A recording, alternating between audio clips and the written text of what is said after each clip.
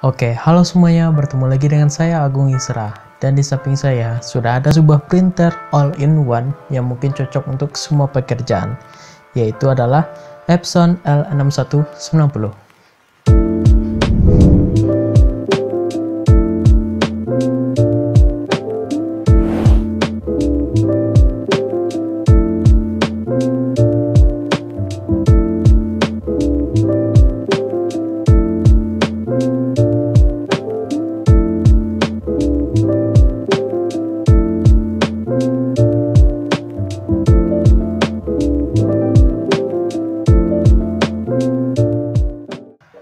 Printer, sebuah barang yang simpel banget, tapi teman-teman sudah tahu seberapa pentingnya barang yang satu ini.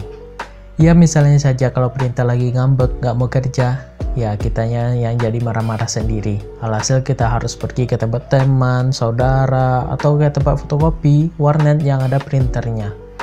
Apalagi di masa sekarang ini yang mengharuskan kita kerja dari rumah, dan sebuah printer menjadi alat yang penting di masa sekarang ini. Nah, kali ini kita bakalan membahas sebuah printer yang bisa mencakup semua jenis pekerjaan, yaitu adalah Epson L6190. Hal yang diunggulkan dari printer ini adalah mempunyai koneksi wireless. Jadi kita bisa scan, print tanpa kabel. Dan fitur lainnya masih sama dengan printer pada umumnya, yaitu bisa scan, print, dan fotokopi. Tapi ada satu fitur yang mungkin jarang kita gunakan, yaitu fax. Jadi bagi yang belum tahu, fax pada printer itu gunanya untuk mentransfer dokumen tulisan maupun gambar kita ke tempat yang jauh selama printer tersebut terhubung. Sebelum kita bahas lebih detail printer ini, kita lihat dulu fisiknya seperti apa. Secara desain, printer ini berwarna hitam doff, dan ukurannya lebih bongsor daripada printer biasanya. Tapi kalau kita ingat lagi, ini adalah printer all-in-one, jadi ukurannya masih bisa kita maklumi. Malahan printer ini lebih compact daripada beberapa printer all-in-one lainnya. Untuk dimensinya sendiri dengan panjang 37,5 cm dan lebar 34,7 cm dan tinggi 23,1 cm dan bobotnya 6,8 kg. Di bagian atas printer ada sebuah tempat untuk meletakkan kertas yang akan difotokopi. Dan fotokopinya di sini pun juga bisa timbal balik. Dan di bagian atas ini juga bisa dibuka untuk scan dokumen, foto, dan lain-lainnya. Sekaligus juga bisa untuk tempat fotokopi. Di tempat scan ini hanya bisa scan dokumen atau kertas dengan ukuran maksimal A4. Jadi ada dua tempat fotokopi di sini. Yang pertama di bagian atasnya, dan yang kedua di tempat scan ini. Kita geser sedikit ke bawah. Di sini kita menemukan 3 buah tombol dan sebuah layar 2,4 inch yang sudah touchscreen. Semua informasi, perintah, dan pengaturan dilakukan di layar ini. Dan untuk penemukan ini juga bisa diubah posisinya sesuai dengan keinginan kita. Dan untuk tampilan layarnya ini sudah mudah dipahami. Dan walaupun layarnya yang kecil, tapi kita tetap bisa mengoperasikannya dengan mudah. Dan kalau teman-teman perhatikan dari tadi, untuk tempat kertasnya tidak kelihatan, karena letaknya ada di bagian bawah ini. Dan untuk kertas yang bisa ditampung maksimal sebanyak 250 lembar. Untuk cara mengisinya, tinggal kita tarik dan sesuaikan ukuran kertasnya. Khusus untuk kertas F4, karena ukurannya lebih panjang daripada kertas A4, maka kita buka penutupnya seperti ini, dan masukkan kertas F4-nya. Nah kalau sudah, langsung dimasukkan kembali. Sedikit saran dari saya, di tahun 2021 ini kalau teman-teman ingin mencari printer, carilah printer yang pakai sistem Intank. Karena saya sendiri sudah merasakan berapa sulitnya menggunakan yang sistem cartridge. Masalah yang terjadi kalau kita menggunakan sistem cartridge seperti isi tinta yang susah, dan perawatannya juga sulit. Dan kalau rusak harus beli lagi cartridge yang baru. Dan masih ada lagi banyak yang terjadi kalau kita menggunakan cartridge. Dan untungnya Epson L6160 ini sudah menggunakan sistem Intank. Dan di paket pembelian kita juga sudah dikasih tintanya. Satu botol tinta hitam ini bisa mencetak kurang lebih 7.500 halaman. Dan 3 botol tinta warna ini bisa mencetak kurang lebih 6.000 halaman. Cara pengisiannya juga mudah. Tinggal kita buka printernya, lalu kita buka juga penutup tank ini, dan juga kita buka penutup biru ini. Dan sesuaikan botol warna dengan slot warna yang ada. Dan otomatis tinta akan terisi sendiri tanpa kita tekan. Dan sedikit catatan, di printer ini tidak disarankan untuk menggunakan tinta merek lain. Karena kalau terjadi kerusakan, maka garansi 2 tahunnya tidak akan berlaku. Dan pihak Epsonnya sendiri juga sudah memperingati untuk tidak menggunakan tinta merek lain.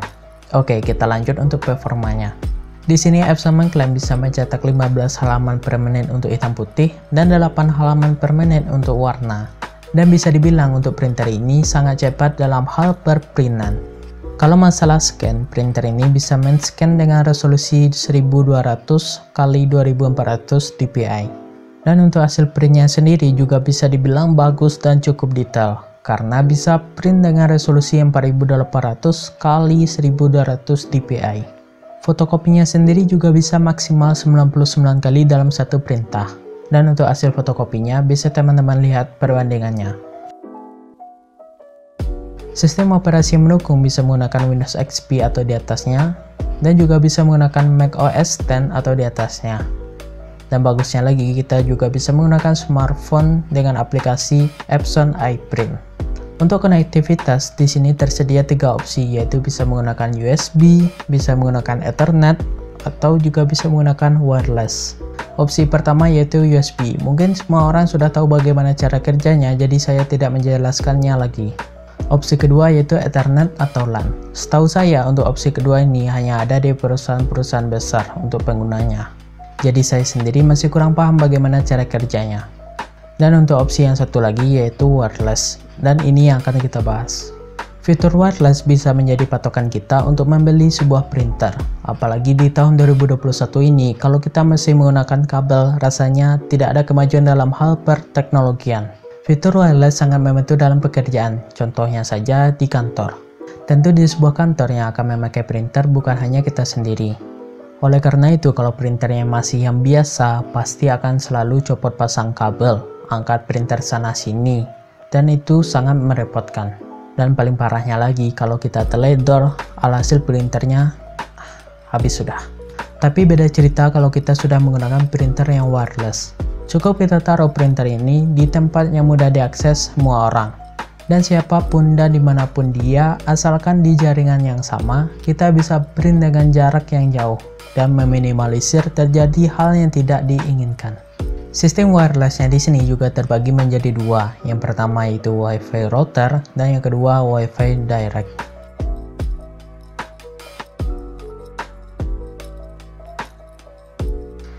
Cara pertama ini apabila di rumah atau di kantor yang sudah memiliki jaringan Wi-Fi. Karena kita akan menyambungkan printer ini ke jaringan Wi-Fi di rumah atau di kantor kita. Contoh sekarang di studio ini. Di sini ada Wi-Fi yang namanya ClassTech Studio. Dan kita akan menyambungkan printer ini ke Wi-Fi yang ada di studio ini. Cara menyambungkannya, kita tekan icon Wi-Fi ini, lalu pilih metode Wi-Fi yang di atas. Lalu tekan mulai konfigurasi, lalu pilih wizard penyimpanan Wi-Fi, pilih jaringannya sesuai dengan nama Wi-Fi kita. Di sini saya pilih ClassTech Studio, lalu masukkan password Wi-Fi-nya. Lalu tekan mulai konfigurasi dan kita tunggu sebentar dan tekan OK. Apabila sudah terhubung, kita bisa scan print secara wireless dengan laptop maupun smartphone. Perlu diingat, device atau alat atau smartphone laptop ini harus tersambung ke jaringan Wi-Fi yang sama dengan Wi-Fi yang tersambung ke printer tadi, agar bisa menggunakan fitur wirelessnya. Dan ada cara satu lagi, yaitu Wi-Fi direct. Cara kedua nih, apabila di rumah atau di kantor yang tidak memiliki jaringan Wi-Fi. Jadi cara kerjanya, printer ini nantinya akan menjadi Wi-Fi atau pemancar sinyalnya. Cara menyambungkannya, tinggal kita tekan icon Wi-Fi ini, lalu pilih metode Wi-Fi Direct. Di sini akan muncul nama Wi-Fi dan passwordnya. Wi-Fi dan password ini akan kita masukkan ke laptop maupun smartphone. Cara menyambungkannya sama seperti kita mengkoneksikan ke Wi-Fi yang biasa, tapi yang kita pilih sesuai dengan nama yang ada tertera di printer ini. Apabila sudah terhubung, kita bisa print scan secara wireless, sama seperti cara pertama tadi. Tapi yang membedakannya adalah di sini ada limitasi. Alat atau device yang kita punya di sini hanya bisa terhubung maksimal 4 device. Jadi kalau di kantor atau di rumah, seandainya sudah ada smartphone, laptop 1, PC 1, ya atau ada laptop satu lagi, maksimal sudah ada 4 alat di rumah itu atau di kantor itu, dan semuanya terhubung ke printer ini. Dan untuk alat kering mah tidak akan bisa karena maksimal hanya 4 alat. Kalau cara pertama, alat atau device-nya bisa terhubung berapapun. Itu tergantung dari merek routernya. Biasanya router-router dari wifi yang ada di kantor di rumah itu maksimal mungkin 10 perangkat masih bisa, bahkan di atas itu masih bisa, tergantung merek routernya. Karena yang menjadi pemancar sinyal di sini adalah router atau wifi yang ada di rumah, bukan dengan cara kedua itu tadi, yaitu menjadikan printer ini menjadi pemancar sinyalnya. Dan settingan untuk printer sudah selesai, kita lanjut untuk settingan di laptop. Di sini saya menggunakan operating system Windows 10 sebagai contoh. Pertama, kita tekan tombol Windows atau klik logo Windows yang ada di kiri bawah, lalu ketik printer, maka akan muncul opsi printer and scanner. Lalu klik yang itu, maka akan muncul settingan untuk printer. Di sini kita klik icon plus untuk menambahkan driver printer ini. Kita tunggu sebentar, dan nantinya akan muncul nama printernya. Kita klik nama printer itu, dan klik add device, dan sudah bisa menggunakan fitur wirelessnya. Contohnya di sini saya akan scan secara wireless. Buka program scan yang teman-teman punya, lalu opsi printernya kita ubah ke Epson L6190. Biasanya ini kalau sudah baru-baru install driver dari printer, maka otomatis akan memilih ke Epson L6190.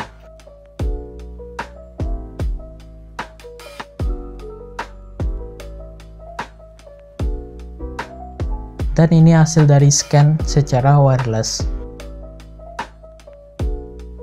Setelah kita coba di laptop, saya akan coba juga di smartphone atau di Android. Di sini sebagai contoh saya akan menggunakan tablet dengan operating system Android. Di sini kita hanya butuh satu aplikasi, yaitu Epson iPrint. Teman-teman bisa download di Play Store atau klik link yang ada di bawah. Untuk tampilan aplikasinya sendiri juga mudah dipahami dan tampilannya juga simple. Dan untuk menunya ada beberapa opsi seperti cetak foto, cetak dokumen, cetak dari cloud, pindai atau scan, ambil dokumen, dan salin. Contoh di sini kita akan cetak dokumen yang ada di smartphone atau tablet ini. Pilih cetak dokumen, lalu pilih dokumen apa yang akan kita print. Sebagai contoh saya akan cetak nota dari Tokopedia. Kita klik icon setting di kanan atas. Di sini akan muncul settingan print. Kita ubah sesuai keinginan. Kalau sudah, kita klik selesai dan cetak. Tunggu prosesnya selesai. Dan hasilnya bisa teman-teman lihat sendiri. Oke, kita masuk ke kesimpulannya. Jadi kesimpulannya menurut saya printer ini mungkin cocok untuk tempat seperti perusahaan, kantor, maupun sekolah. Karena di tempat-tempat yang saya sebutkan tadi itu pasti sebuah printer akan dipakai setiap hari dan dipakai oleh banyak orang. Apalagi printer ini sudah mendukung wireless, jadi akan memudahkan pekerjaan kita. Ditambah lagi layarnya yang juga sudah touchscreen yang kelihatannya lebih modern, dan untuk fotokopinya juga sudah timbal balik, dan untuk kualitas printernya juga bagus menurut saya. Dan juga satu lagi, printer ini juga sudah bisa 99 kali fotokopi dalam satu kali perintah. Ya, saya sendiri ada printer yang biasa saya gunakan kalau fotokopi itu. Kalau ingin seandainya ada 100 file, ya akan ditekan 100 buah. Tidak terjadi seperti itu di printer ini. Tapi kalau pemakainya diri sendiri yang hanya butuh scan print, ya printer ini cukup overpower menurut saya. Karena kalau kita lihat untuk harganya yang cukup mahal, yaitu di angka 5 jutaan. Makanya saya rekomendasikan untuk pemakaian yang banyak orang seperti kantor atau sekolahan. Oke, mungkin segitu dulu untuk video kali ini. Kalau teman-teman penasaran dengan printer yang satu ini, mungkin bisa cek linknya ada di bawah untuk lebih detailnya atau pembelian atau spesifikasinya. Ya, silakan saja cek linknya ada di bawah. Dan kalau ada pertanyaan tentang printer yang satu ini, ya tulis di kolom komentar di bawah. Nanti saya bantu jawab untuk pertanyaan teman-teman. Dan kalau suka dengan video ini, silahkan di like dan jangan lupa di subscribe channel ini, karena channel ini sudah jadi salah ngomong. Karena channel ini banyak membahas tentang teknologi. Dan mungkin segitu dulu. Saya Agung Isra. See you the next video. Bye.